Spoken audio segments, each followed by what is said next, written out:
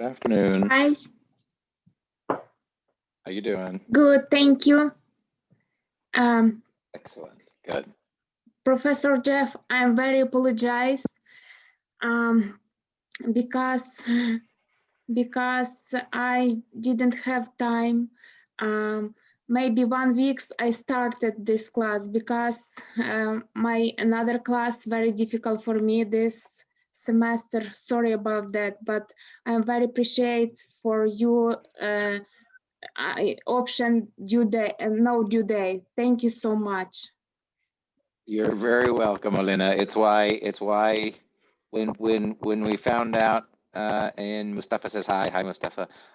When I found out everyone would be online, you know, we've gotta do stuff different. So yeah, please. And I can let you know, and I'll say when everyone is here too, but these first 3 or 4 weeks are really kind of, there's a lot of new and kind of difficult ideas, and because I'm sort of trying to get a base for us for the rest of the semester. So this is as hard as it will get, Alina. And once we feel comfortable with reading some of these things and taking out themes and ideas from the reading, it will get better. It will get better. So don't worry at all. If you can, you know, try not to worry. Try not to worry.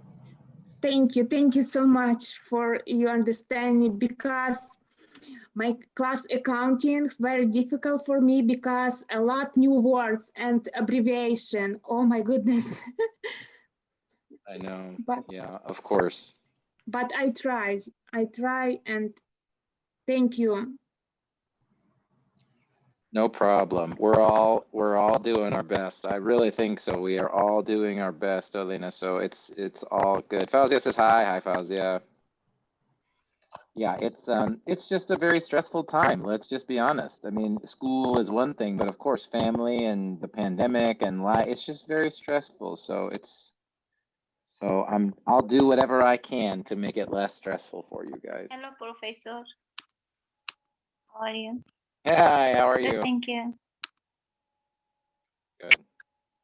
We got a lot of people here already. I see people coming in. You remember, you do not have to talk. You don't have to turn on your screen, but I'm just saying hi to Tim, hi to Nadia, hi to Reina, hi everybody. Hello. Glad you're here. Hi. Hey, Reina. I am here. We're glad you're here. Thank you. Nasima's here too. Hi, Nasima. Amin is here. Keremi is here. Hi, Professor. Hi, Professor. More. Hey, Sadaf. I like your color. You're very colorful today. Very nice. How you doing? Nasima says hello in the chat. So like usual, we'll wait maybe 1 or 2 more minutes. I know we've got a minute to 1:15. We'll just give people a few more minutes to get here and then we'll get started.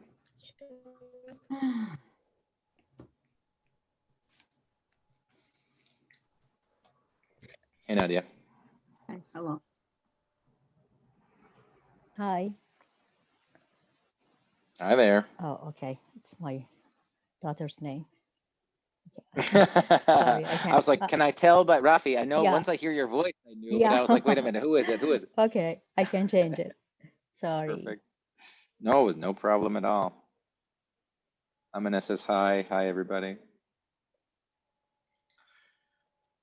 Oh yeah, everybody's getting on now. Everybody's got their kids' names, I think, too. Rukshan is here. Good afternoon. Hi, how are you? No, yeah, it is. It is afternoon now, isn't it? Yeah. We got a good group. I'm very happy. Lots of people here today. That's great. Malala's here. Hi. Hi, Professor. Recording in progress.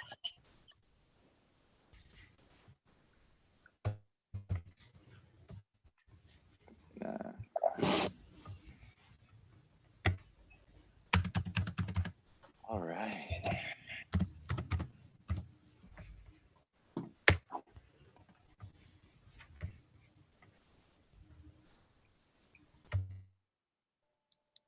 Excuse me, can I ask a question?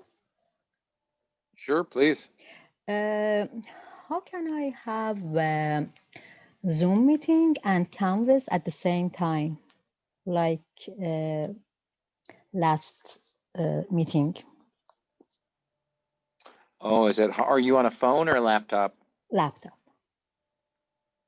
Okay, well, laptop, you should, I mean, Zoom, this is more computer, again, I'm more of a computer teacher now than a language teacher, but from what I think is, usually the Zoom is its own application. It doesn't happen inside your web browser. Is that right, Rafi? Or how does it show up for you? Click on your ID that you gave us before. Yeah, application. Yeah, you're right. Yeah. Okay, good. So then you should be able to have that application running and also have whatever web browser you use. If you use Google Chrome, if you use Safari, if you use the Microsoft one, whatever, you should also be able to have that open. And then here's just more computer tips for people. And if you're watching the recording, you know, maybe you'll at least learn one thing in this class is, I'll put it in the chat too. Hold Alt on your keyboard and then hit Tab. And when you do that, you can choose, if you just keep holding that Alt key and hit Tab, you can choose between the different applications that you have open anywhere on your computer. So if you're asking me, Rafi, that's how I do it. I have Zoom open and the web browser open, and then I hit Alt Tab to change back and forth. But don't forget, you have to keep holding that Alt button down when you choose back and forth between. Like, can you guys see my screen? Can you see? Yeah. I'm choosing here, right? So I could choose my PowerPoint, and then I let go of Alt, and then now I'm on Zoom, and I have my VPN. I do that, so I can cycle through them by doing it. That's how I do it, Rafi. I think you could probably do it different ways, but Okay, thank you. I try. yeah. So for example, yeah, try it and see if you get anything. Like I could show. We're going to look again at the PDF a little bit. We're going to talk about. Let me go here. Hold on. This is what happens when I try and multitask. PDFs. Chapter 1.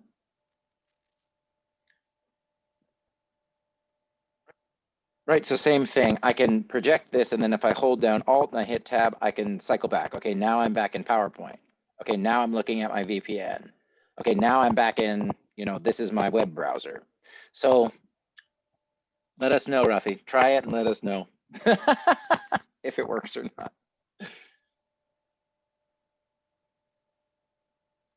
Thank you. All right, this might be our crew. Yeah, of course. Did it work?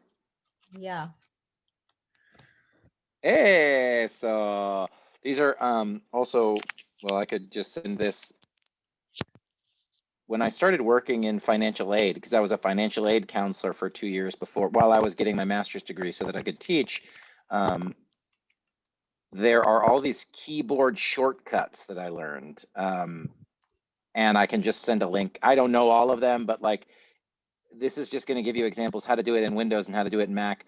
Things like select all text, copy and paste, right? You can do that just with the keyboard instead of moving around on the trackpad or with your mouse or stuff like that. So I'll just put this link in the chat. If anyone finds it useful, great.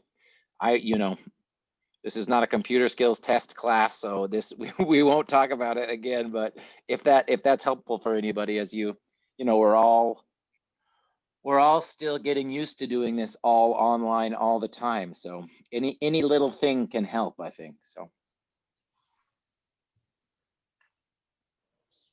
All right, let's get Excuse going. me. So it's yeah, please.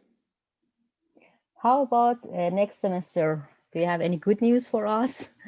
I don't know. I don't know. And if I'm being honest, now I'm starting to hear people with way more power than me starting to have bad news, starting to be like, well, be ready, be prepared.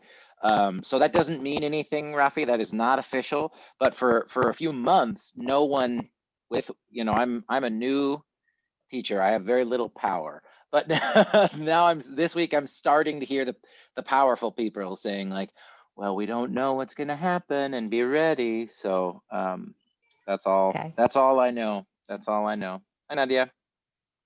I saw Mir coming in and just saying hello to the few people that I didn't get to say hi to. So We'll talk, I'm sure we will talk much more about that, Rafi, when we get to the end of the semester. Okay. Nadia, do you have something to say before we get going? Yeah, Or just saying hi? I just practice to send. Yeah, to send. Good? Okay. To send the chat. In chat. Perfect. Yeah, you got it. We saw it. Well, I saw it. Yeah, and I want to ask you speak slowly. Okay, thank you for the reminder. I will put on my slow teacher voice now. I will try to be very, okay. Thank you for the reminder, Nadia. Slow down. I do talk fast. Thank you. All right. Well, Thank hi. you. Hello. Thank you for asking. I need the reminder. Well, hi everybody. It's really nice to see some of your faces, all of your names. It's very, very nice. We're here on Thursday, February 4th. It's week 3. So let's get started. I'll tell you what we're doing. So here's our agenda for today. We do have another warm up. I want to give you the chance to talk to each other. So we'll go into small groups. I'm going to introduce and have us practice another reading strategy. So I don't know, maybe you practiced the reading strategy from last week during this week. I hope so. Or maybe you did not like that reading strategy. That's fine. Maybe you'll like the one that we practiced this week. But I want to keep showing you different ways to help improve your reading skills and make yourself feel more comfortable when you're reading, especially complicated college level, texts. Then we're going to talk a little bit about some of the ideas in why translation matters, especially this idea about ideology, because when we look at ideology and when we look at how to identify, right, how to look at a reading and, take out these ideas, it's really going to help us when we do our narrative writing and when we start to introduce research writing. So that's our plan for today. So here is our warm up that I'm going to have you do in small groups. 2 questions like usual, but really just a chance for you guys to speak some English, talk to each other. Like I said, I'll say every week, remember, you are not alone doing this class. There are other people in this class with you. So here are the 2 questions. What is one thing stressing you out this week? You're probably thinking only one. Oh my God, I have like a 200. But you could just talk about one. And when and how do you plan to de-stress in the near future? And don't say you won't, okay? Remember, school, children, jobs, all of these things are stressful, but you have to stop even 10 minutes, 5 minutes to take a breath, do something. So how will you give yourself even a few minutes to de-stress, okay? And then of course, anything else that you want to talk about in your small groups is fine. I'm going to open the breakout rooms now and we'll talk for about 10 minutes, okay? Any questions before I put you into your breakout groups?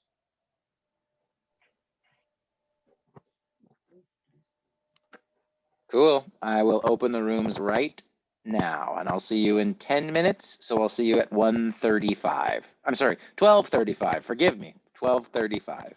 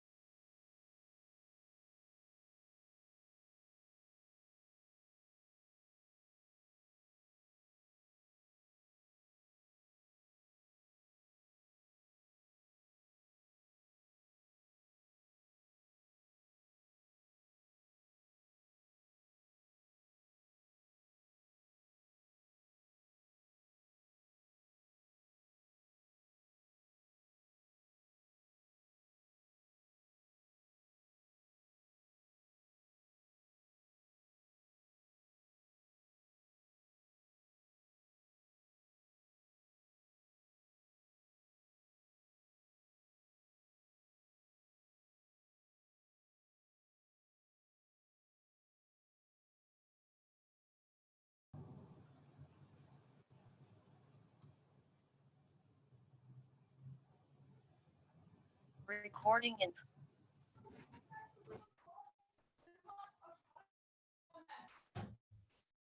We are the first group. You're mute, Professor. Thank you. Yes, I just closed the rooms right now. Yeah, I said you're first. You're first. I just closed the rooms right now, so they're coming back.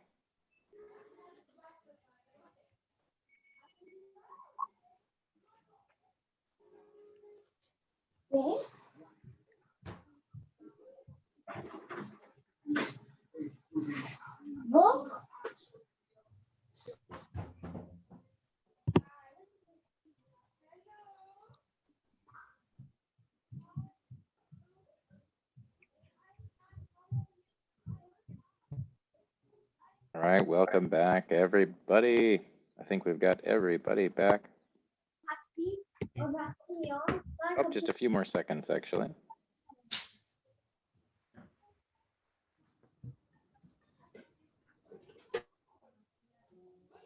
Oh, Professor? Yes, did someone have a question? Yes, Tim.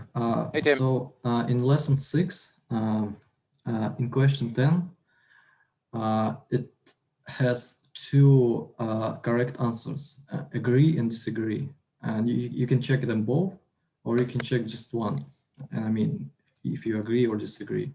And so if you check only one answer, you get half points. Yes, yeah, yes. half I have not been able to do grading for this class. I've had to do grading for my other 3 classes first. So when I start to do grading for this class, I'll take care of it. And yes, so yeah, that's all I could say. And I just want to say, I promise, a half point is not the most important thing in the world, but I understand why students get stressed, and I will make sure I fix it when I go back and grade. Okay, thanks. I just checked them both just in case. I love it. Thank you. Yeah, I know. You'll find out. Always tell me please always tell me if there's a problem in Canvas, any kind of computer error or teacher error, anything. But I'll just keep telling you, I will ask you always for patience with grading, because like I said, I know how important it is for all of you, and that's why I'm happy to give you A's and B's. I just don't care about grades as much as you guys do. I care about learning. I just think grades are annoying, and especially for 0.5 points. But that's just me. I will fix it. I promise. So I won't make you talk about anything you shared in the small groups about what's stressing you out, including the half a point that you should get on lesson 6 because of Jeff's Canvas error. But I did want to ask a little bit in the big group, because we're going to introduce the second and practice here right now at the beginning of class, reading strategy number 2. So I did just want to ask, did anyone try or practice the reading strategy that we did last week? I'd love to hear from a few people about that reading strategy or reading strategies in general. Did this change anything you did this week? I would just love to hear your thoughts about that. Anybody? Feel free to type in the chat, unmute yourself and tell me. Just want to hear from a few people.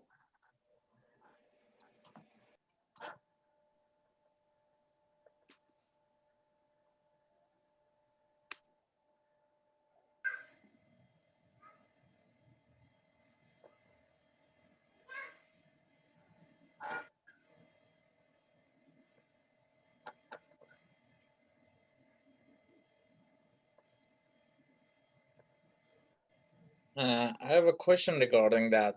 So for me, like, it was too complicated when I read it. It's jumping from one things to another.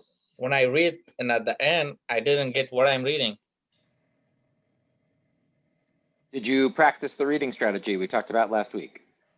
Yeah, I did, but it's still like it's when I read each page, like I get more confused. Like it's too many new words, and it's like it's hard to get the point. Honestly, but some part I got it, but it's still like it's difficult to get. Yes, it is. Remember, it is difficult, and I'm only going to give you one more reading from this book. And like I said, this book is like a preview for the rest of your, or I'm thinking about Olena was talking about an accounting class. If you're reading a textbook in an accounting class, if you're reading a textbook in a nursing class, I mean, there's going to be a lot of new words and new ideas. It's going to be very difficult. So I will never lie to you, Saeed. I'm not saying, oh, this book is easy. No, but I do want, I love what happened there, which was you saying, it was too much, it was too difficult. And then you were like, well, I did get some of it. And that is what I want to focus on right now. The difference between this class and the accounting class is in the accounting class, you're going to take a test to see, oh, did you understand every word? I'm trying, my dream, my goal is that by taking away that stress, right? There's going to be no test. I'm not expecting you to understand every word, but I want you to have the experience of reading something that's very hard, and maybe you don't understand 70% of it, but I do want you to be able to understand and feel how it feels when you understand that 30%, right? Like, because Syed, so you did say you did understand some things. Could you tell me a little bit more about that? How did you know? What happened? How did that feel? Could you tell me a little bit about that? Well, it's about when I focus to they were talking about the person, like specializations or how they translate, and then they switch it to another thing, and you can focus what was I read in the first page, and also is jumping like to the different categories and dialogues and those how to do translation is important, which step to follow. But it's still, if I read like for second time, probably I will get more. But for the first time, like, no, it's so difficult. Well, that's actually, Syed, is a perfect, what you're talking about is perfect for today's reading strategy that we're going to practice at the beginning here. And actually, I see Angela said reading 10 times, we will get it. Well, Angela, 10 is a lot. Time is very precious, but yeah, reading more than one time. Then Sherry said, I read nonstop one time and 2 more times I found vocab, and the last time I understood completely. I love that. Mir says, I agree with Syed, it's very complicated. Yes, it is very complicated. And again, I want to, again, as I have said and will say, I'll always tell you the truth. I think Syed makes an interesting point, which is it's not just the language that makes any reading difficult, right, you guys? Whether it's in this class or, again, a psychology class, history class, nursing class, if there are complex ideas, right? If the topic changes from one paragraph to the next paragraph, I agree, that's important. It's not just the language. It's not just the sentences. It's what is the author's goal? What is the author's intention? If the author is trying to explain some kind of difficult ideas and jumping around from one idea to the other, I agree, Syed, that will make things more difficult. And you're right, we didn't really talk about that specifically last week. So I think that is a really good point. But, you're still going to be assigned complex readings, right? So instead of saying, oh, it was too complex, I can't do it, that's my dream for teaching reading strategies is, okay, you sit down and you think, man, the language might be hard, the ideas might be complicated, how am I going to understand as much as possible, right? And really that's the objective. Objective just means goal. That's the objective for all of these reading strategies, right? It's not so that you're perfect. That's going to be impossible. That's impossible for native speakers, okay? Understanding complex ideas. It's that you don't get so afraid and frustrated that you just stop reading, right? How do we, like last week, we talked about how do we have that breakthrough, right? How do we push through? And that's what we're practicing. That's what we're practicing. So I thank you so much, Syed, for just saying sometimes it was too hard, and I completely understand. But I'm happy that you said, well, I did understand some stuff. Great. That's all for this class. We're just going to focus on what you did get. You know what I mean? We'll save what's hard to understand for other classes. Good. Anybody else want to share? So thank you to Angela and Sherry and Mir for typing in the chat your opinions. Anybody else want to add to what Syed said or talk about their experience reading this week?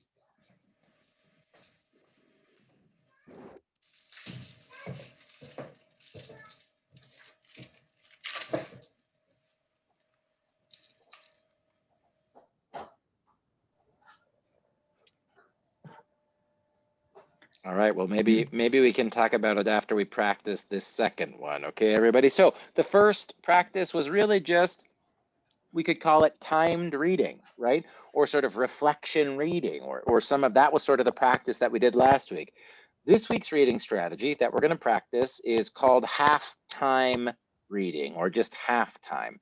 And I'm going to explain how to do it, and then we're going to practice together, and then talk about how it felt and how it worked. So half-time reading. Set a timer on your phone. Commit yourself to reading for the whole time, no stopping, even if it's only 10 minutes. And actually, for this reading strategy, picking a shorter number at the beginning is good, and I'll show you why. So let's say you set a timer for 10 minutes. You keep reading the whole 10 minutes, you don't stop, no looking up, no translation, 10 minutes, boom, you're done. After the timer goes off, set the reading down for 2 minutes. Don't do anything. Don't read. Don't talk to someone else. Try not to get distracted, right? You just give yourself 2 minutes to let things settle in your mind. Now, you set a timer for half the time of your first timer. That's why it's called half time. So if you read for 10 minutes, you'll set a 5-minute timer. If you read for 20 minutes, you set a 10-minute timer. Even if you only read for 5 minutes, set a 2.5-minute timer, right? Whatever you did the first time, cut it in half, okay? Then you're gonna go back, and this is important. This is like people were saying in the chat, you will reread what you just read, but this time you'll only read it for half the time, okay? Then your second timer is going to go off. Same thing, stop for 2 minutes, don't do anything. And we're gonna do this one more time, right? Which is, now you set a timer for half the time again. So if you read for 10 minutes the first time, and then you reread for 5 minutes, finally, you're gonna end by doing a reread for just 2.5 minutes, right? Now, again, this is a way to make it possible for people to reread, right? Like people were saying, oh, I read it for, Sherry said, I read it 10 times. If you have the time and you can do that, that's beautiful. But of course, you're probably taking other classes. Maybe you're working, maybe you have children at home who are also doing Zoom class. Time is very valuable. Time is very precious. So this reading strategy is one way to give yourself a chance to reread, but not feel like you have to spend 20 hours reading 5 pages, which is just impossible. Rafi is saying the same text. Yes, Rafi. So you're gonna, the plan is you just reread. So for the first time, here we go up here on the first slide. This first timer, Rafi, you just see how much can I read in 10 minutes, right? That's what we're gonna do today. How much can I read in 10 minutes? Timer goes off. Take a break, 2 minutes, do nothing. Don't talk, don't write, don't do anything. Now you set a 5-minute timer, go back and reread only what you read in the first 10 minutes. Make sense, Rafi? Yes, thank you.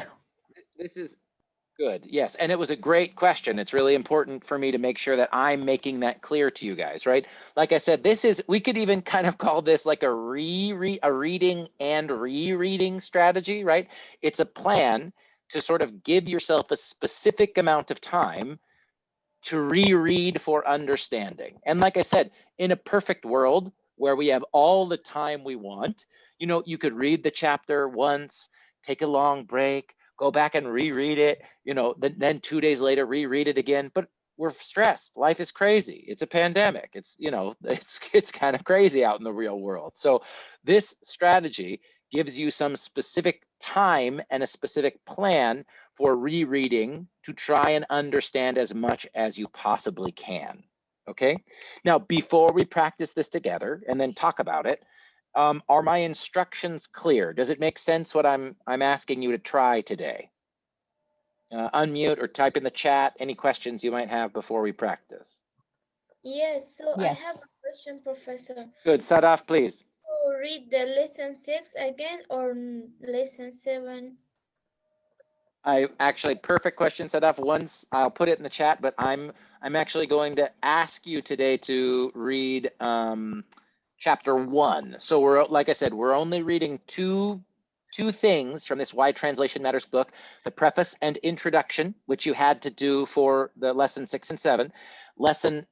Chapter 1, which I'm going to put into the chat right now, is what we're going to do this week, and then we're done with this book. So for Syed, for Mir, people going, oh my God, Jeff, you're a monster. Why are we reading this book? It's too hard. It's over after this week, you guys, and the reading is much easier after this. So let me make sure I'll put this in the chat. But if Sadaf, if you're asking what we're going to read, right, you can go to Professor Jeff's course materials.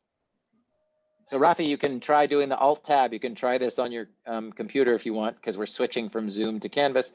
And then click right here, Grossman, Why Translation Matters 01, Chapter 1. I'll click the link here. And it will download. And now, so you can open this file that way, or I'm going to put it into the chat right now, and you can download it in the chat. But this is what we're going to practice, this halftime reading strategy. We're going to practice it with chapter 1 from this, from Why Translation Matters, okay? Make sense, Sadaf? Okay, yes, thank you. Perfect. Nadia has a deep breath, okay. Who else? Someone else had a question. It's only going to be for 15 minutes, Nadia, okay? And then you'll be done. You'll be out of the reading gym, okay? Who else had a question?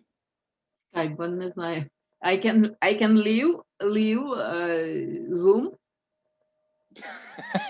Yeah, if you want to for this activity, sure, Nadia. You can, I mean, remember, no attendance. You can do whatever you want. You could do. I mean, you know, you're not prisoners here. Maybe you feel like it sometimes. Any other questions about what I'm asking you to do to practice this reading strategy, the halftime reading strategy? Because I'm going to do it just like last time. I'll put a 10-minute timer. We'll stop for 2 minutes. I'll put a 5-minute timer. We'll stop for 2 minutes. I'll put a 2.5-minute timer. So that's what we're going to do. And I'm asking you to read the PDF, read the file, right, for chapter 1. So any questions before we just practice this together? Now's your chance. Otherwise, it's just reading lab for a few minutes. Hi, Professor.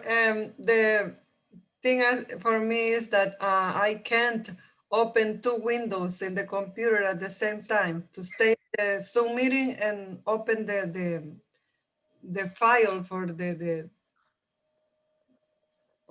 So if for people, got it. So for people who are struggling, maybe, so it's not a perfect solution, Reina, but if you can see my screen right now, I can put the text up on the screen. The only thing is I won't know when to turn the page for people. Can I ask, is there anyone else who cannot read on their own screen?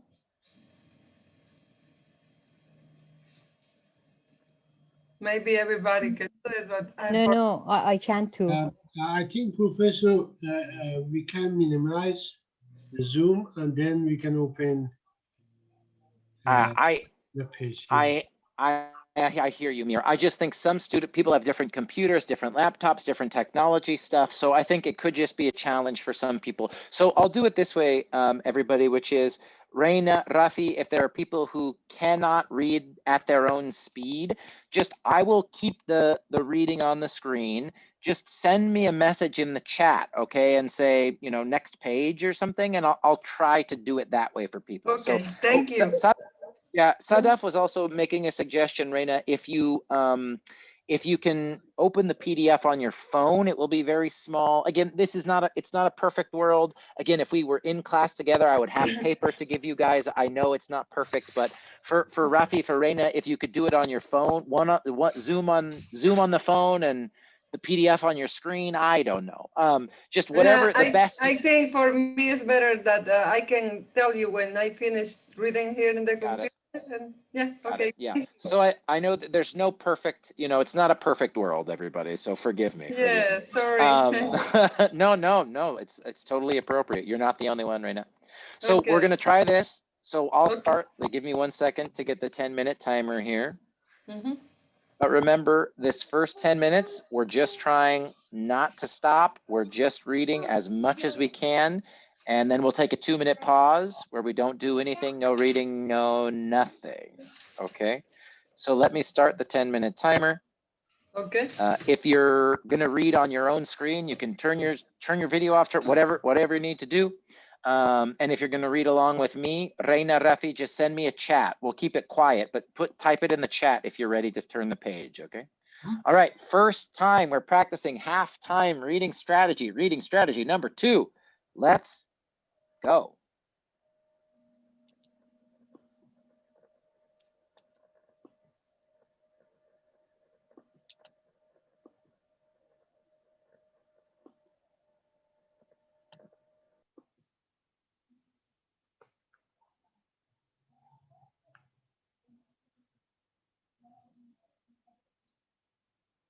Nikki,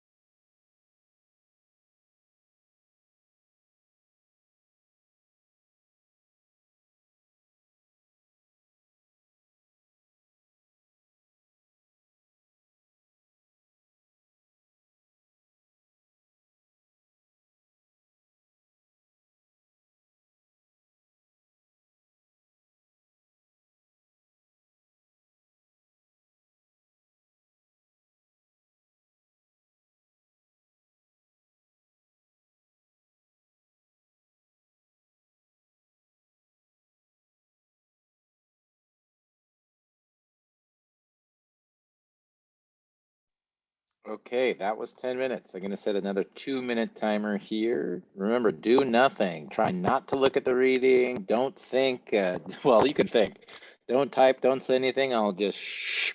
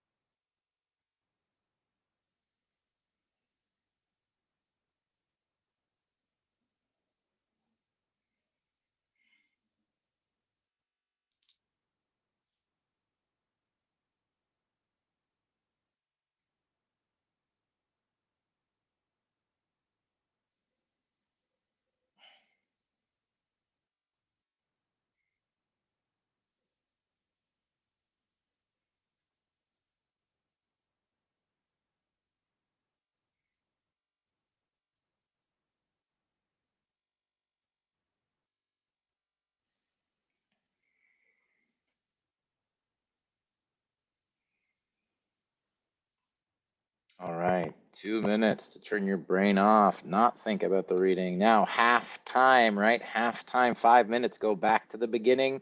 We're just gonna reread.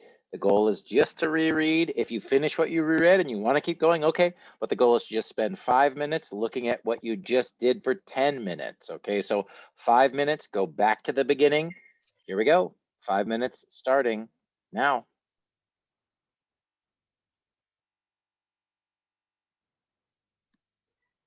I don't know what I have to do.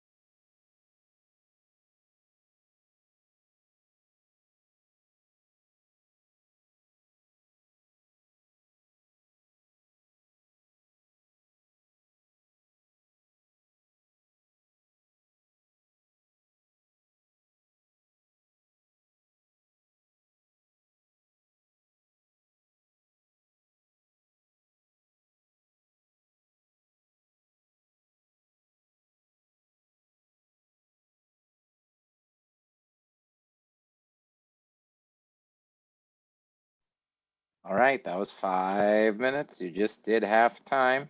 Let's do another 2 minutes. No talking, no reading, no thinking. Okay.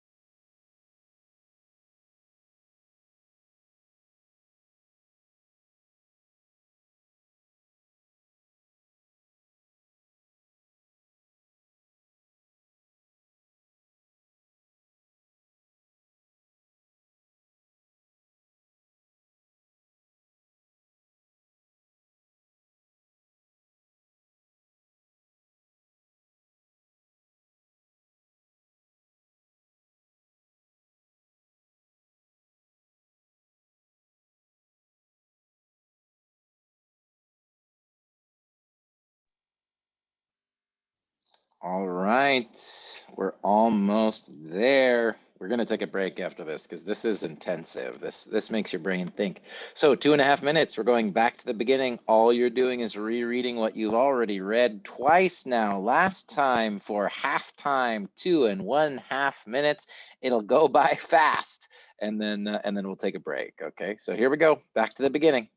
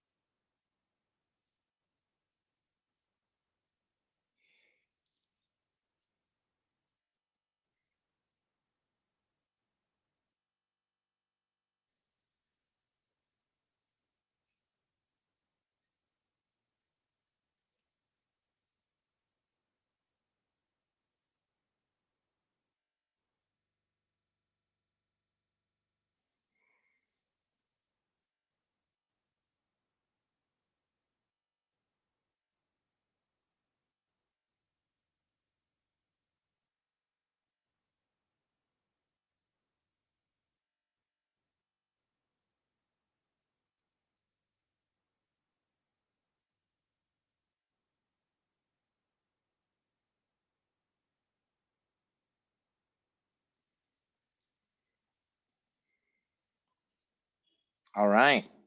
Whenever you do this, the last time, the third time goes very, very quickly, okay? So like I said, I know that's a lot of staring at the screen and reading in big vocabulary. Let's take a 10-minute break. Usually we don't take a break, but I want to give you guys a 10-minute break. Think about that activity. Be ready to talk about what it was like when you get back. But now stretch, put it down, stop looking at the screen for 10 minutes. I'm going to start talking again at 1:28, okay, 1:28. Take 10-minute stretch. I'm gonna finish my coffee and I'll see you guys in 10 minutes, okay? All right, bye you guys.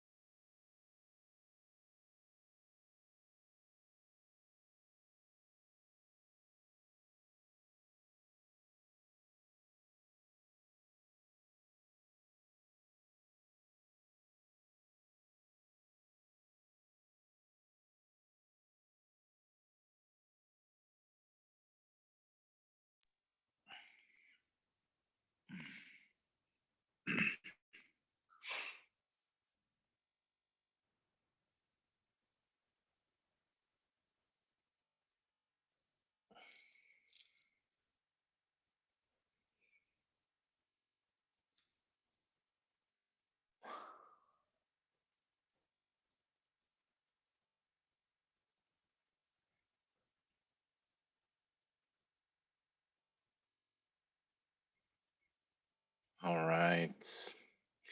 Hopefully you're near the computer. You can come on back. We'll get started here. Like I said, I wasn't not even planning to take a break, but I think after that activity, lots of screen time, lots of brain power, lots of reading, I think it's good to take a break. So as people are coming back and sitting back down in front of their computers, starting to think about some of these ideas again, before I move on, before we finish up with this, second activity about reading strategies that can help you for college reading, I want to do what's called a noticing activity. And if you guys you probably know this word. If you don't know this word, I'm happy to show it to you. Notice can be a noun or a verb, but I'm using it as a verb here, and it means to become aware of something or someone by seeing or hearing, right? So the examples, he noticed his friends sitting at the next table. Oh, I didn't know you were there, but I noticed you, and now I see you. She noticed a smell of gas, or you didn't notice that I got my hair cut. How could you not see?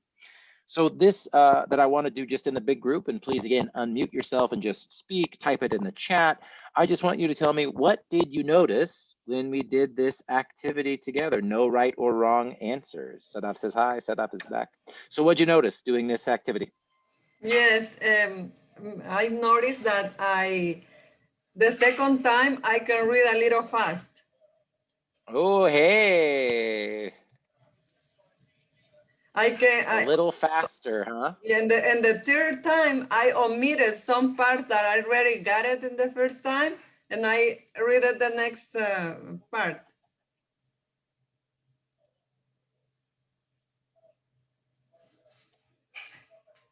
Good. I'm writing kind of a complex sentence here, but I think I'm trying to get your meaning, Reina.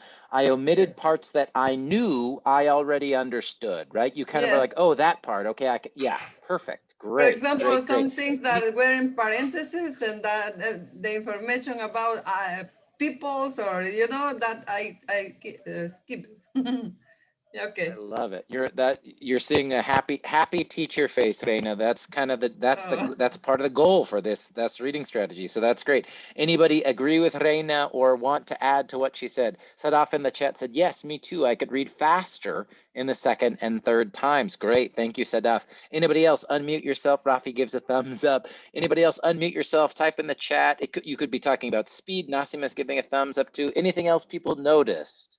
So lots of comments about we felt like the second and third time we could read faster, which is great. I mean, that's already a good feeling.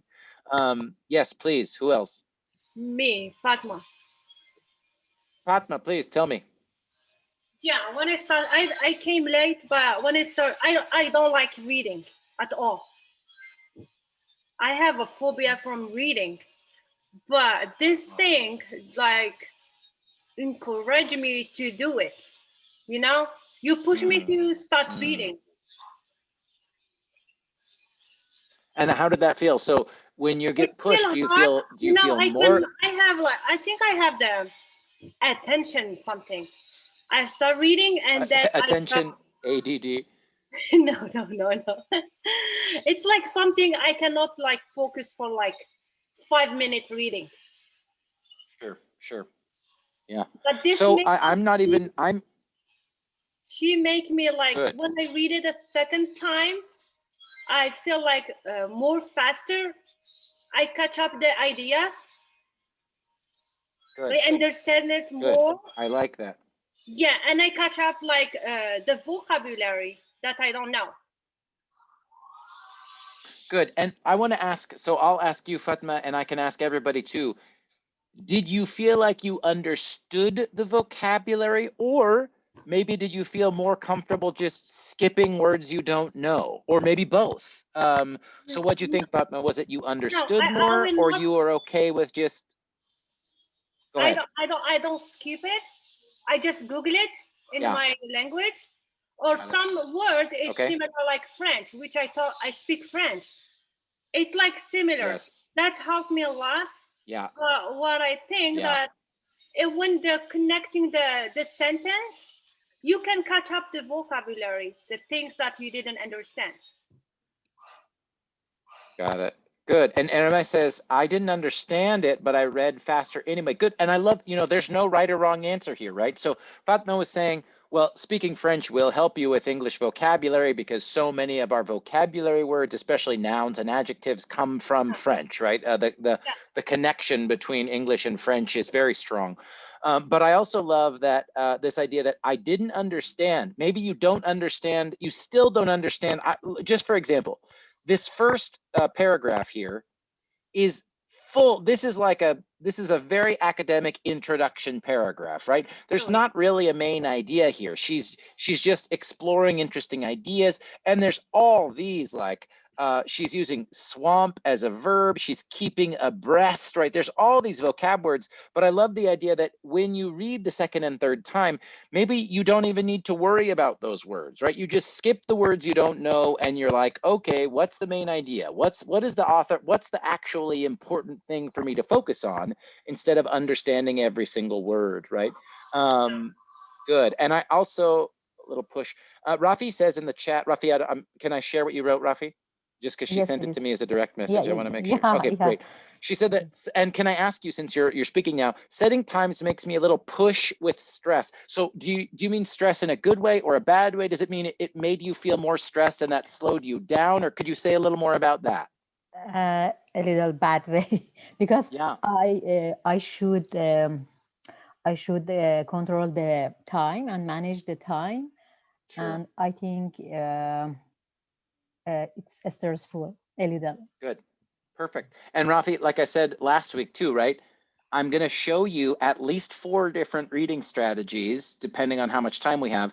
And I'm honest, I'll always try to be honest. Not every strategy works for every student. So maybe if this one was too stressful, it wasn't for you, that's totally fine, Rafi. The best thing to do is hopefully 1 or 2 of them that we practice this semester does work for you. Do you know what I'm saying?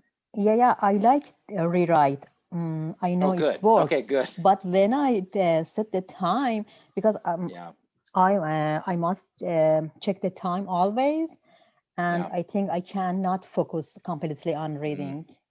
Got it. Makes sense. For me. Makes sense. Makes total sense, Rafi. And if you want to, you can. This was extra stressful because the reading was on the screen and I was checking the time. One thing you can do that might help is set a 10-minute timer on your phone and then put it like on another table, far away from you. So you don't even need to think about it. You just wait for the sound, right? And maybe you try that, Rafi, and it still doesn't work. So again, it's all just about learning what works for us. I'm a big believer. I really believe that's an important skill here. So thank you, Rafi, for telling us what you noticed. Yeah.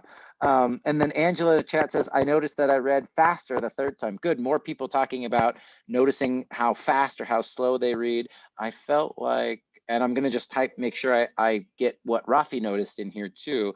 I felt like I was checking the time too often and it was stressing me out. And like I said, totally makes sense. Good. Saluba says, I understood the concept better. Good. I felt like I could understand the ideas and the concepts better. That's good. That makes me really happy. Good. Anybody else? We've got time for maybe 1 or 2 more people if you want to speak or type in the chat.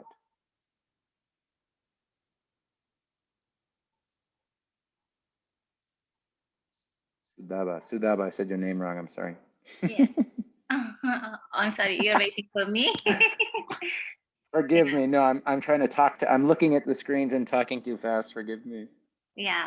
Great. When I read it at the second time, I understood the chapter a little better than the first time and the last times that I read. Good. I love it. I love it. And like I said, if you're like Rafi, maybe reading and then writing about what you read helps you understand the concepts better. But maybe some other people are really like to really just focus on the reading and rereading part to understand better, right?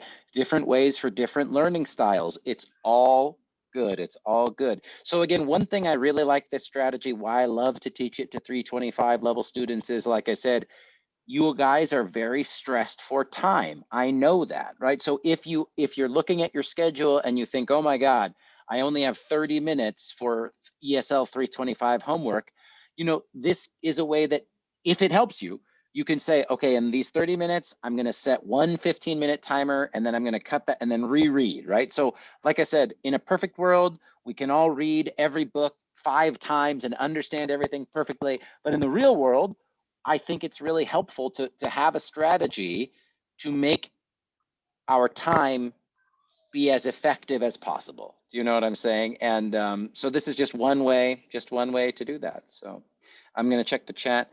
Amina says, when I continue my reading, I was able to guess the meaning of some vocab words that I didn't know. Fantastic, right? And again, that's this one, right? So I felt like I could understand the ideas and concepts. Oh, I felt like I understood some vocabulary words, some new words, understood the meaning.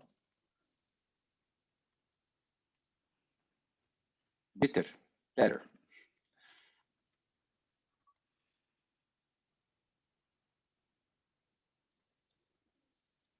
I'll tell you right now too, Sadaf, I think someone sort of kind of touched on this. As you keep studying at US College, you guys, this skill here, we're not going to teach it in 325. It's just too much to do in one class. But this is something called skimming. And if you keep going, if you go to Sac State, if you go to UC Davis, if you want to get a bachelor's degree, if you want to get an advanced graduate degree, skimming is very important. It just means even if you're a native English speaker, right? When I was in the PhD program, I mean, it's crazy, right? In let's say that you're taking 4 classes, you might have 300 pages to read in 1 week. Okay, you're a native English speaker, you're in graduate school. It's not possible, right? Like you can't read and understand every word of 300 pages. So there's this thing called skimming, and it's kind of like this half-life activity where, okay, I'm going to give myself 20 minutes to try and get the main idea. Then I'm going to give myself 10 more minutes to try and get some details, some supporting information, right? So there's all these different ways to do this art, this practice of skimming. But if you had this feeling of like, oh, I recognized what I could skip over. Okay, that part was less important. Someone, I think, forgive me, was saying the things in parentheses. Okay, I don't need to reread those. That is a really valuable skill. Okay, and it takes time. And don't worry if you didn't do it. But again, I'm just putting this idea in your mind right now, because as you keep going, you go to English 300, you go to W340, you go to whatever, that skill is very, very helpful. So I'm going to read what Mir and Reina said in the chat, and then we'll move on. Mir said, I noticed that I read faster than the first and second time, but I didn't understand some vocabulary words. Great, makes sense, right? Hard to understand every new word in every reading we do. And Reina said, I found out many new words, but I didn't pay attention to it. Great, Reina. And this is kind of what I'm getting at, right? Which is, oh, I can't stop. I don't have time. I'm like Rafi. I'm like, oh my God, I only have 2 minutes.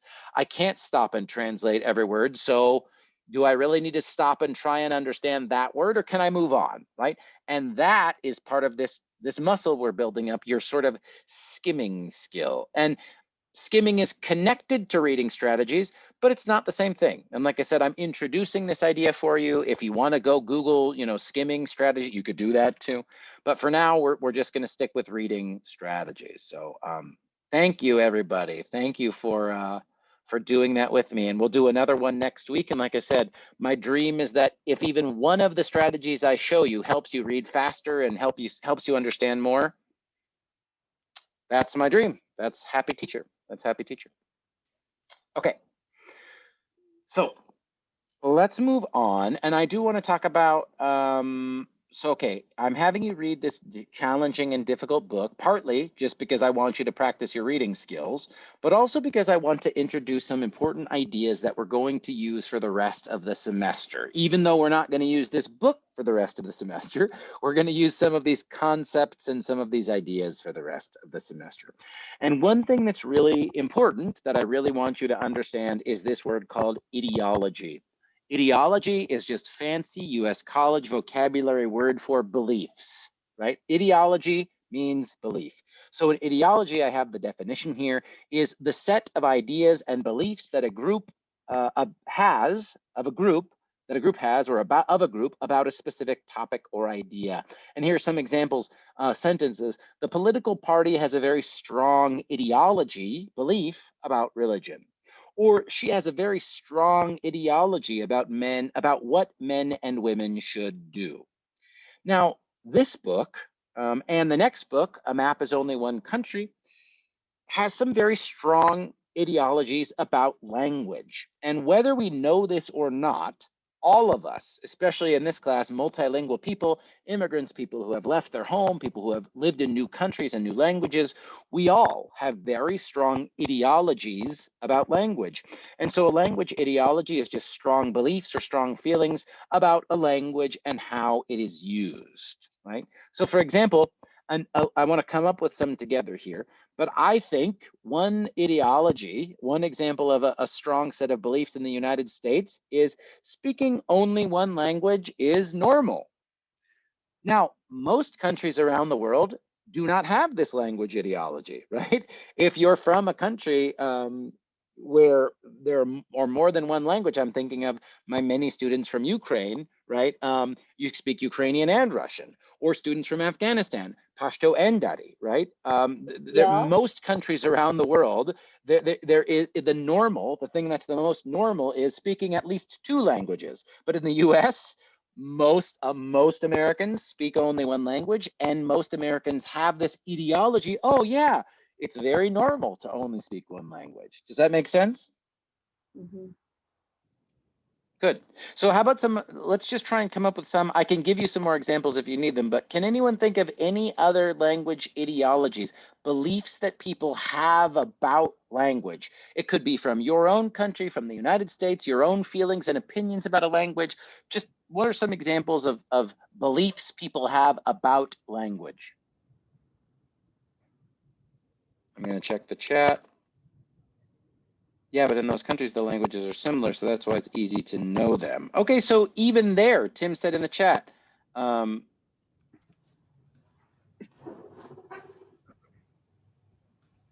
I would even say in Tim's comment in the chat, we have an example of a belief about language. Okay, it's easier to speak 2 languages when they are similar. Well, maybe and maybe not. Rena's here. I know Rena speaks Spanish. I speak Spanish.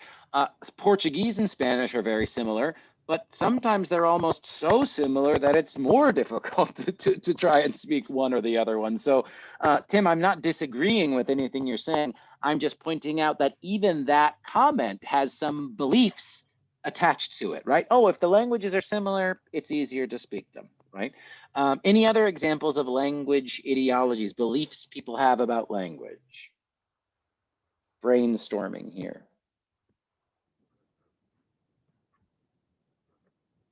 India has a lot. Yeah, India, there's over 70 languages in India, right?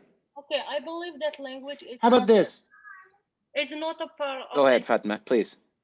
I believe that the languages, it's not a part of the intelligence concept.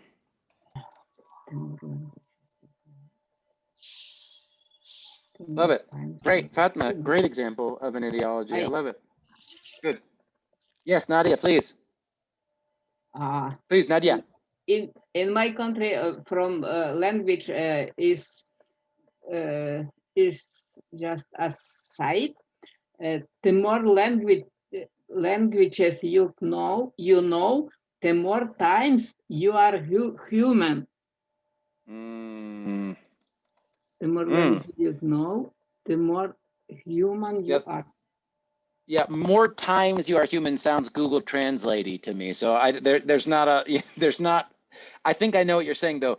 The more human so there's another. I'm going to add to this. Maybe it's this. Maybe person. The more person, more personality.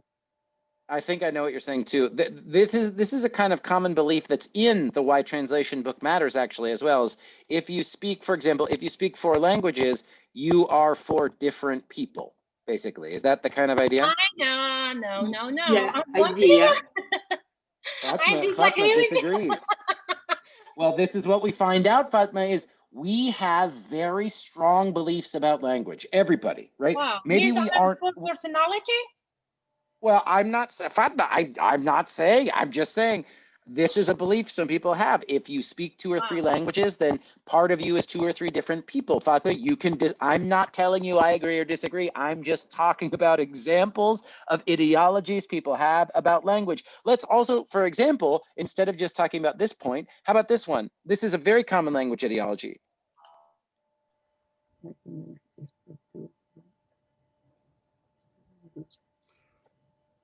Written language is the true form of the language. Somehow, when you write things down, that's the more perfect form of the language, and that's where you really can have pure, most beautiful expression is in writing. Does anyone see this belief or recognize this belief? Can you explain it more, please? You mean grammar? Well, I think, interesting. Do you mean grammar? Do you mean, I think I just mean, if I say, what is a more beautiful, perfect representation of language, a movie or a book? I think a lot of people say, well, the book. Well, that's fine, right? But I think a lot of people have this belief that written language is better. Written language is truer. Written language is better. Like I said, I teach reading and writing, and I'm not saying I agree with this. I'm just saying I think a lot of students go, well, I can speak and I'm comfortable speaking, but it doesn't matter because my writing is terrible. So somehow if you speak very well, but you don't write, you don't really know the language, right? That's a very strong belief people have. And I think that shows a big bias towards written language, right? It means, well, the writing is the real form of the language. And because I don't write in that language, I don't really speak that language, right? This is a really common belief that I see students have, right? Really common belief. Also, think about this. Go ahead, Nadia, please. I can say in the world there are nation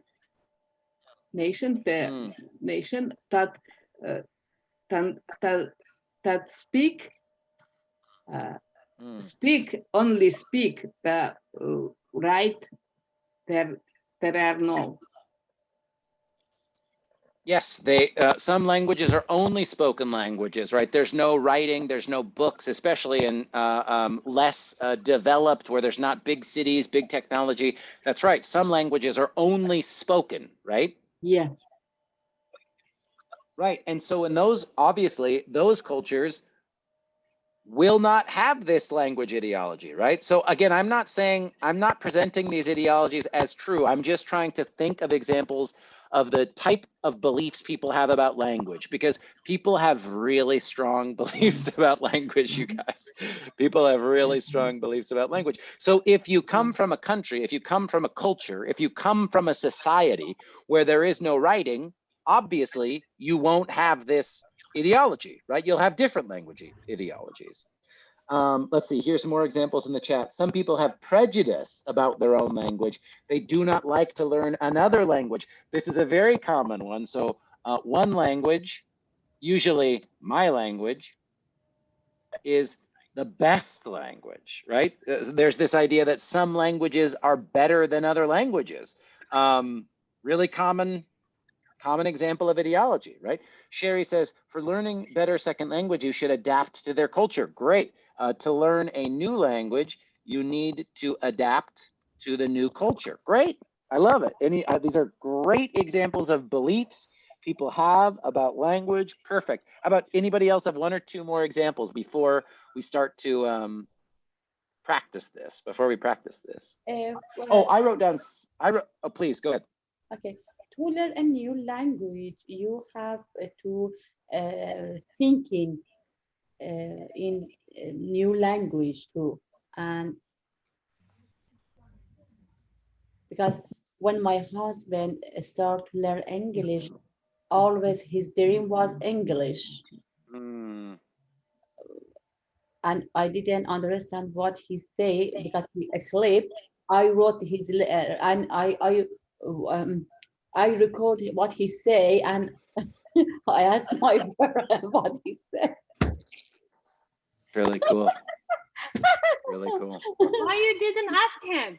I asked him, he doesn't, he never remember what he said. Yeah, he doesn't remember his dreams. It's very interesting too, because I will say when I started to dream in Spanish, it is amazing. There is some, I don't know, dreams are very powerful for me. So I think it is very interesting, this connection between thinking and feeling and dreaming and language.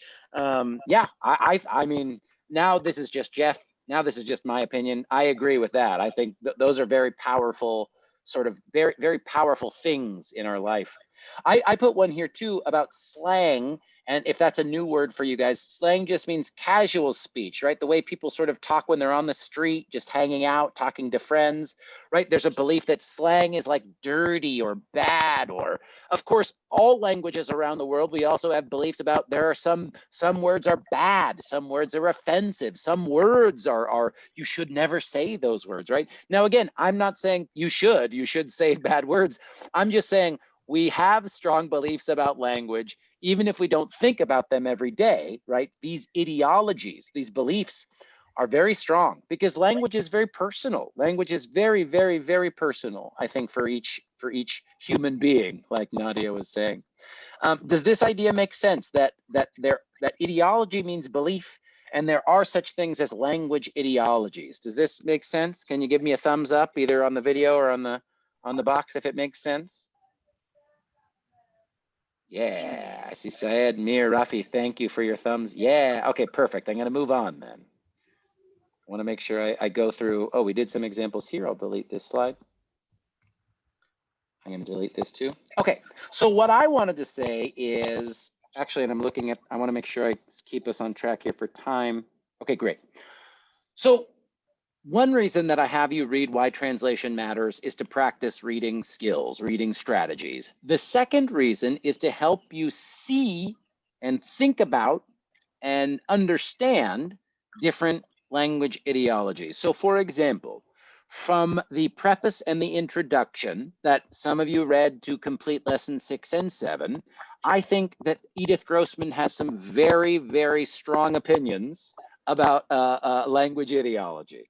For example, right here at the first one, she clearly believes good translation is possible. Right?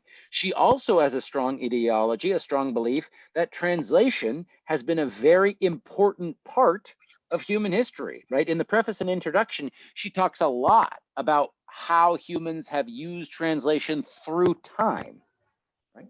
She also believes that translation is a way to keep language fresh and healthy.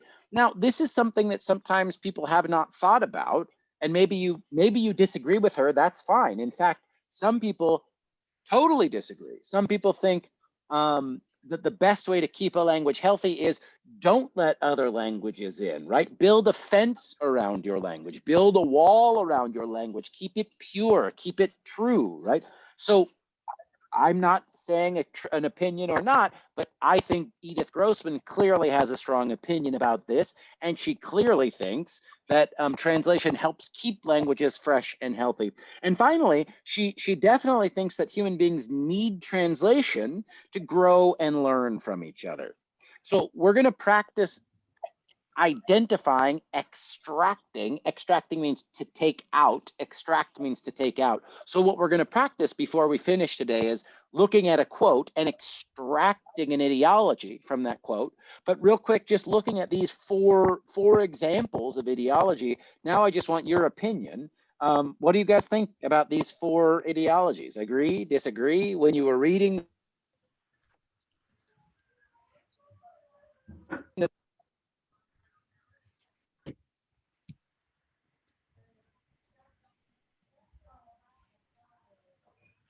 anybody want to agree or disagree with these ideologies from the preface and introduction? I see people in the chat. Let me check. Sherry says, I totally agree with all 4. That's good. So you must be enjoying the book, even if the vocabulary is difficult. Anybody else agree or disagree with these examples before we move on and practice? Amina says, thumbs up. Excuse me, for good translation is possible. I think is in different culture or different language, we have something. Go on. And we can translate because something is special for this city, for this country, for this village. Oh yeah, yeah, We yeah, can yeah. translate it. We can move it because in different culture, we can find exactly the word. We need to, I think, who translate, he need to find something the same, but we can find exactly the same. Well, okay, I love it. Let's talk about that. But I think Grossman would agree with you, right? She definitely believes good translation is possible, but she does not like word for word translation. So I love that example. Anybody else want to talk about either any of these ideas or what NMS said, or I especially like number 1, 2, and 4, Rafi says. Fazia says, I agree with these 4. Anybody want to respond to what we were just talking about some things can't be translated, some words can't be translated? Very famously, and I talk about this in my W350 class, poetry, right? Poetry, especially things that are very artistic. How do you translate some of those things, right? Any ideas about this before we practice a little? Saeed says he likes number 4. Human beings need translation to grow and learn from each other. Yeah, Angela, go ahead. I see your little blue hand, please. Yeah, actually, I agree with her, because sometimes we translate something to other language, but we couldn't get exactly the same thing, but we get actually the idea, the meaning. Love it. Yeah. If we translate something like in example for Farsi, it doesn't give us like exactly, but we will get the idea at the meaning actually. Yeah. I love it. I love it. I love it. I love it. Yeah. Great. Anybody else want to talk about these ones before we move on? I will just say, yep, please go ahead. Yeah, I agree about number 4. Yeah, you like number 4? Yeah, I like number 4. It's interesting for me because we have more books that's very efficient for all humans, and some humans can't read it because of the language. If translation does, and they can read it and they can have it. I'm very agree with this one. Good. Yeah. Yeah. I think one thing that usually comes up with this when I talk about it is think about people in the science, people who are doing science or doing research. Obviously, right now with the vaccine for the coronavirus, I mean, if there was no translation, doctors who speak Farsi, doctors who speak English, doctors who speak French, doctors who speak Arabic, you know, they wouldn't be able to speak to each other and share their knowledge, right? Share their information with each other. So that's something that especially my science students usually love to bring up, which is, oh, wow, translation is so important for medicine, for science, for research, right? Because we need to be able to share these things we learn with each other. So great, really good. Anybody else? Last call before we practice this. How to? So I'm presenting you with some of these ideologies. What I want to practice before we finish today is how do you read a text, right? How do you read something and like I said, extract, take out, understand the ideologies, the beliefs that are in that reading? Because at the 325 level, you guys, it's not like an ESL textbook, right? It's not like in the introduction, the author says, hey, everybody, I'm gonna tell you exactly how I feel. I'm gonna tell you what my opinion is. My opinion is blah, blah, blah, blah, blah. At this level, we have to be able to read things, use critical thinking skills, and sort of understand, okay, if the writer said this, that means they believe this, or that means they have this ideology, or that means they're trying to convey or share this idea, right? That's really what we're going to practice. So let's just do that. Okay. So let me go to I the want next to talk slide. about third. I think it's Please. right. I think I talk about third. I think it's right. Translate, make the is keep language fresh and healthy. This is for example, in English we doesn't have hijab, but yes, a lot of hijab people have hijab. They coming in United States now. We have in English hijab word. Yeah. Hijab. That's right. Is make it absolutely fresh absolutely and healthy, I think. Yes, exactly. And I love that example. And it's not like there's an English, I mean, the English word for hijab is hijab, right? That's kind of what you're saying, right? Is like words come in from another language. And I don't think I have any buddy who speaks Japanese in this room, but Japanese, very famous, the connection between Japan and the United States. Many words from English came into Japanese only in the last 20 or 30 years, right? Because of the close contact between these cultures. And we were talking about the history of English, the connection between French and English. Now we're going back, 600 years or more, but the connection is there, right? So a lot of the vocabulary words, grammar words in English tend to be German words, but the words with meaning, vocabulary words, nouns and adjectives and adverbs tend to come from French. So yeah, this connection between languages and changing them and giving them, keeping them healthy, keeping them rich, absolutely fresh. Yeah, absolutely. I love that example. I love that example. Yeah, you're right. The English word for hijab is hijab. I love it. Perfect example. So let's practice this together, which is, okay, I think we have a good idea now of what an ideology is, some of the beliefs that we have about language, how some of those beliefs happen, right, where they come from. But now we're going to sort of keep doing more reading practice, more reading skills, and we're going to try and identify different ideologies just from reading. So here's, this is on page 8. So we're going to practice MLA this semester. If you see, I've got this big long paragraph, and then at the end, I have parentheses, Grossman, the author's last name, comma, and then the page number 8. So this is on page 8 of the book. This is a quote from the text. I'm just going to read it. So this says, writing, like any other artistic practice, is a vocation that calls to deep, resonating parts of our psyches. It is not something translators or writers can be dissuaded from doing or would abandon easily. It seems strikingly paradoxical, but although translators are obviously writing someone else's work, there's no shame or subterfuge in this, despite the peculiar disparagement and continual undervaluing of what we do by some publishers and many reviewers. Now, I want to give you guys, let's say 5 minutes just by yourself. Just look at this quote, translate any words you need to translate, because we are reading to understand now.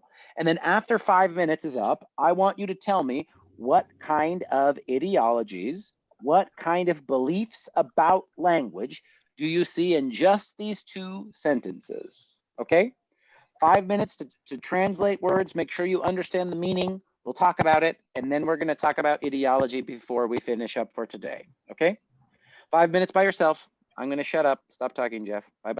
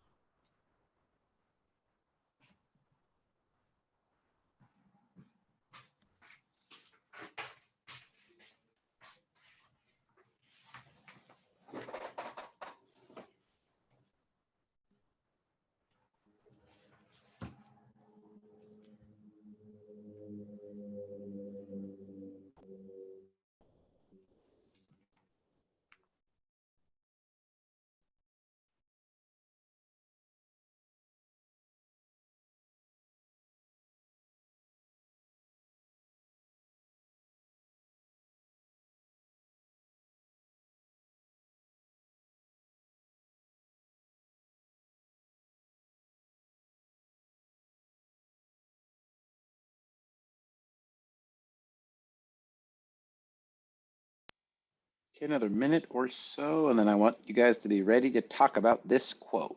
Another minute or so.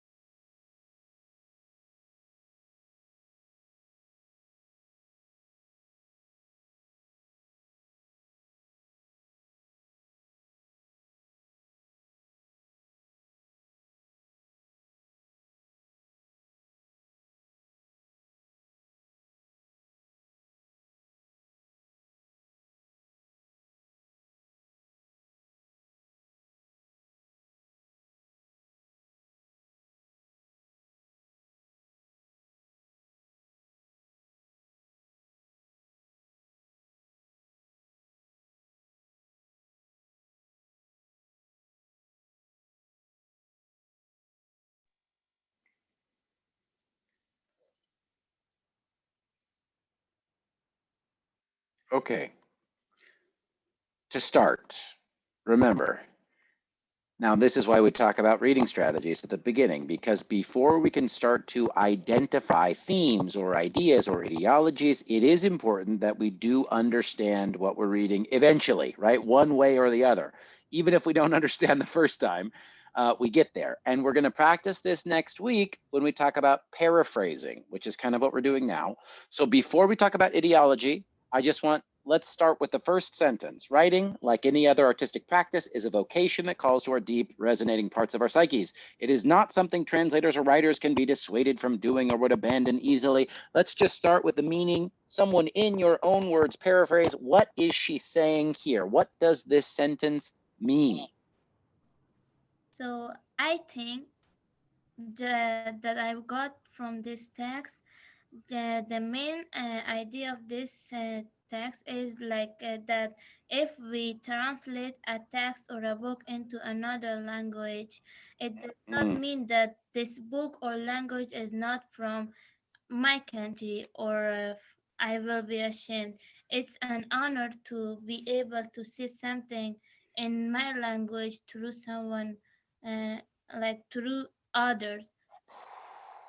Sadaf, I love it. Sadaf went straight to ideology, which is great. I just want to make sure, I want to repeat what Sadaf said there. I love what you did there, Sadaf, which is in the text, she says, don't be ashamed. And then Sadaf did something really beautiful there, everybody, which is she understood that the author said, don't be ashamed. And when she was thinking, okay, well, what does that mean for ideologies? She did the opposite, right? She said, well, the text seems to say that people should feel honor, right? The opposite of shame, so that people should feel honor to translate, to bring ideas into a new language or a new culture. Sadaf, I love it. I totally agree. And again, I just want to make sure if you didn't get that yet, if you're listening or reading and didn't get that, Sadaf went straight to ideology, right? And that's perfect. Sadaf, I just want to say, yes, I love it. Perfect. Fantastic. Okay, but let's also make sure we're clear. Let's start with that first sentence again. Someone tell me, paraphrase in your own words, what does the first sentence mean? What is she saying? What is she saying about writing? Writing is like another artistic Yes. need. Perfect. Fazia already said it. I agree. Right away, writing like any other artistic practice. So we understand this, we read this, and if we understand it, like Fazia just said, we can say writing is an art. Perfect, Fazia. And did you see what's vocation? Did you look this word up? What's she getting at here?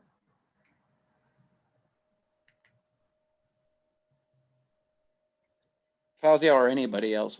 So she's saying writing is an art. Totally agree. What else does she say at the end of the sentence? Because it is an art. What? We should more practice and It means like it you is can more unlike enjoy a from job. Let's go, Saeed, and then Amana. It means like it's a vocation that call the deep. It means you can more enjoy from that art or whatever you're writing. It's like more enjoyable. Love it. Love it. Love it. And then when it says translators or writers can be dissuaded from doing or would abandon easily, what's she saying there? So writing is an art. People who are writers, people who are translators, it's very personal. It feels very special to them, right?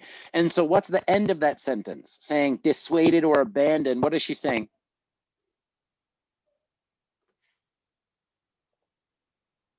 It is not something translators or writers can be dissuaded from doing or abandon easily. So writing is an art. Writers feel like it's their calling. They feel very personal connection to it. So therefore, what? Will they quit or not quit? Not quit. Then do not quit, just continue.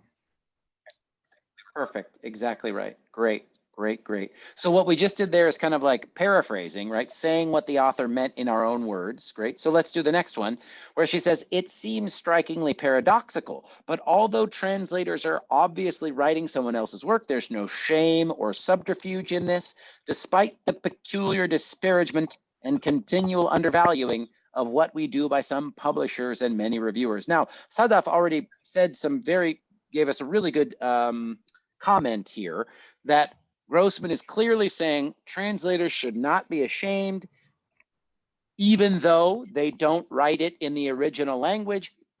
There's an honor in bringing translation. There's an honor in bringing ideas into a new language. So maybe I'll just ask at the end for people, what is she talking here when she says about undervaluing and publishers and reviewers? What is she saying there? Because more authors keep subterfuge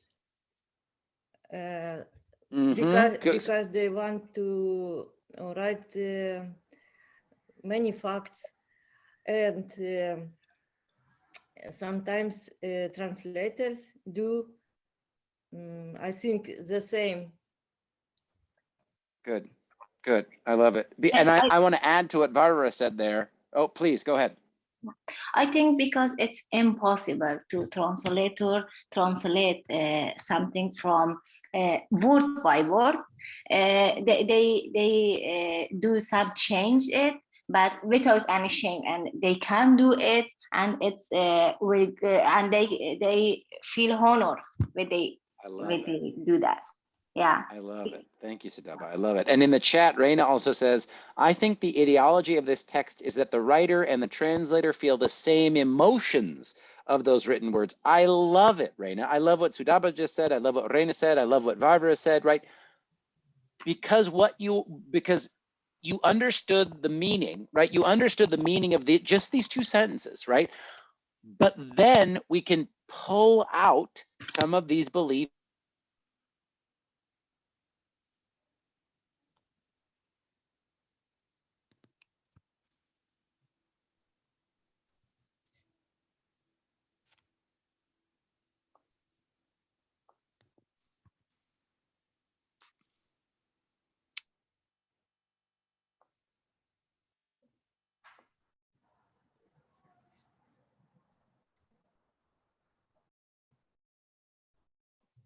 Do you hear, guys?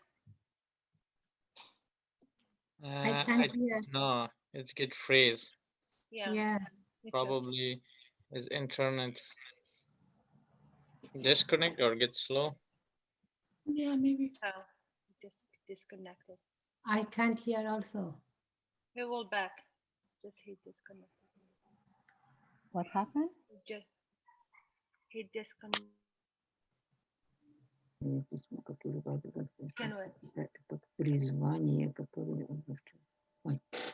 Yeah, these day powers go turn off in many places, probably.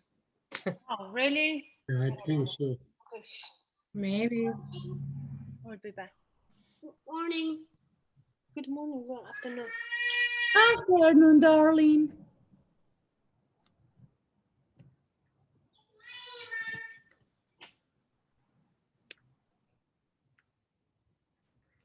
Ideology. Ideology.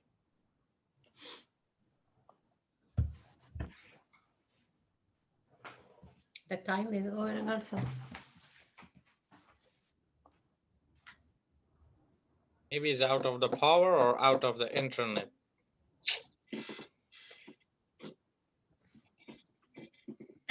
It's coming. Yes, I'm guys. so Yes.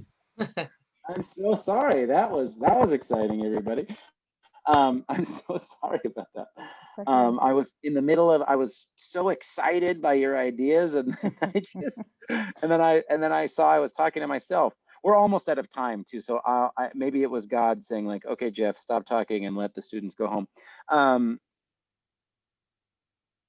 Hold on one second. Let me start to share my screen here so we can finish up.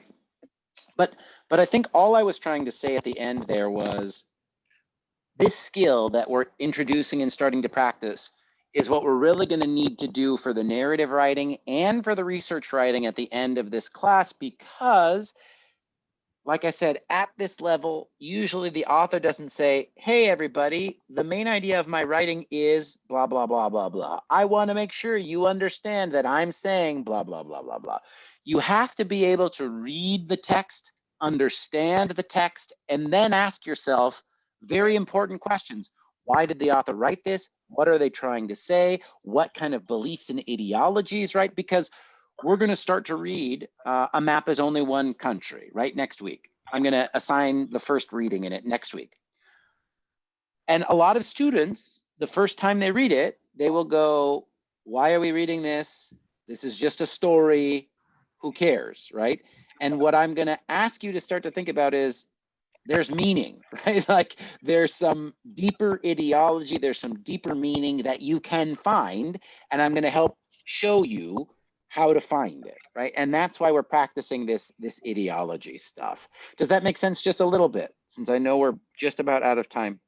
Yes. Sounds good. Excuse So let me me, show you what I'm going to suggest. Go ahead, please. Can I ask you a question? Rafi, please. Okay. Where is it the paradox between translator and the main the main author? I didn't understand. Where is the paradox? Yeah.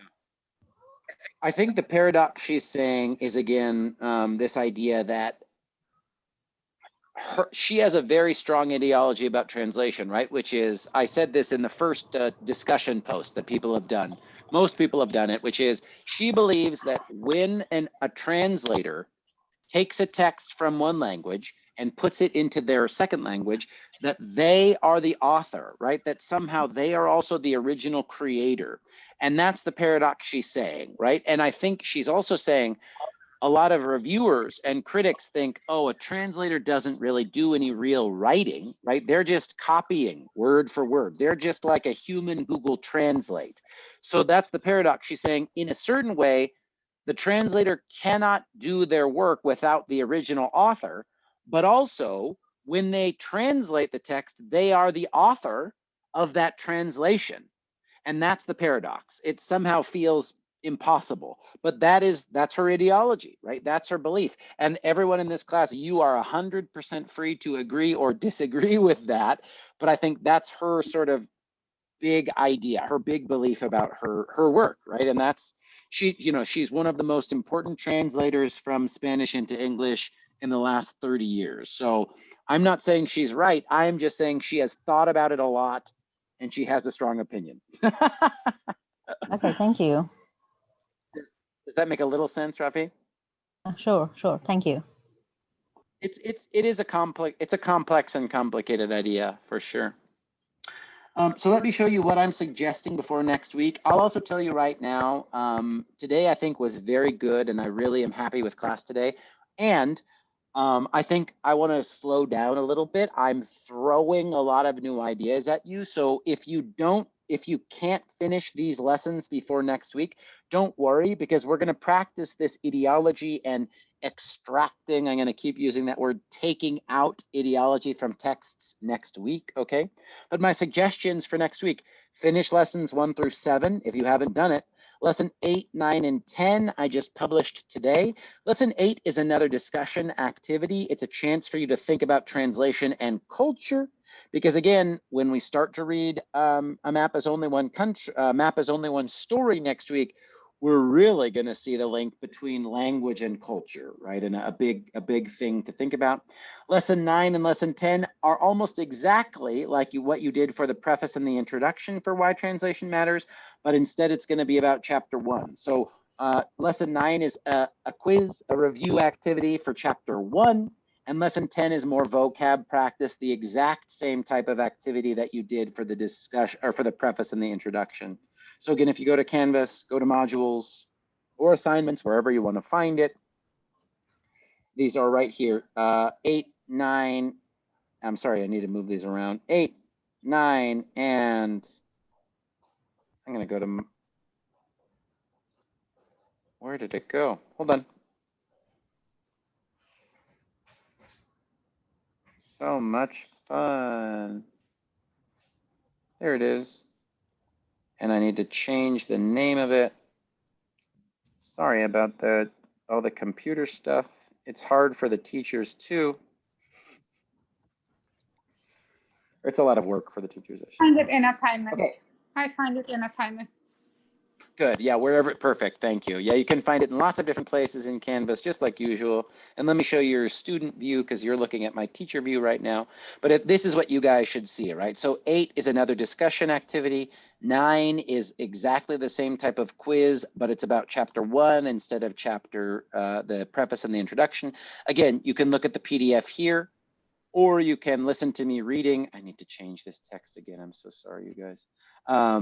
This is about chapter 1, though, I promise. And chapter 10, or lesson 10, excuse me, is more vocabulary practice, just like you did. This is the one I changed. So read chapter 1, you can find the PDF here, or you can listen to me reading along right here as well. And actually, while I'm here, I'm going to change this real quick. Any questions while I do this computer stuff real quick? You can unmute yourself or type in the chat. I'm just going to make sure I change this. How many words can be discussion number 8? Does anyone remember? I think it's 200 words for posts. I'll read chapter 1 of Why Translation Matters. And the other thing I need to say, translation.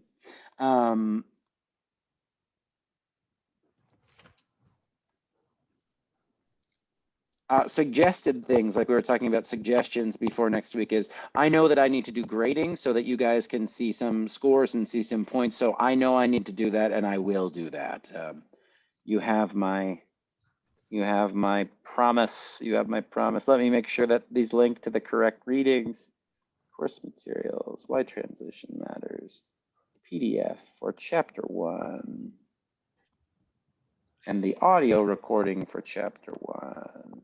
Great. Okay.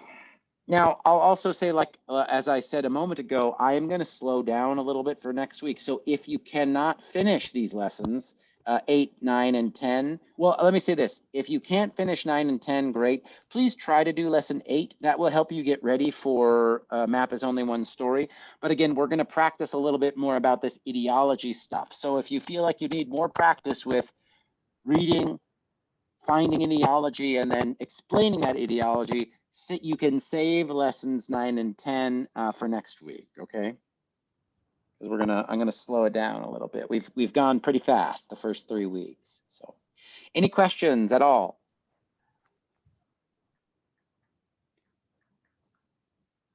Don't be scared, Nadia. You look.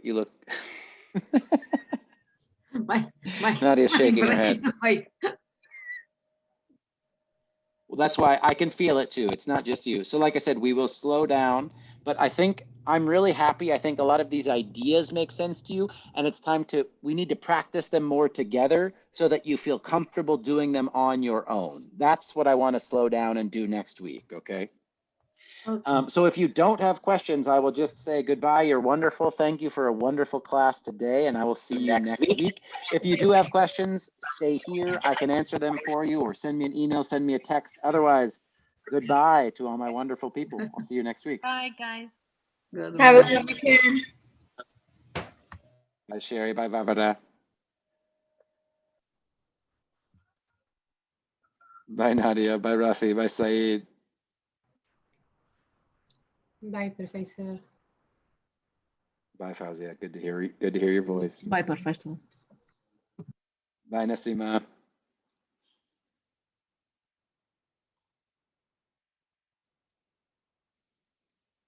Yeah, Mir, let's just do it right now. I'll stop recording. Okay, Prof.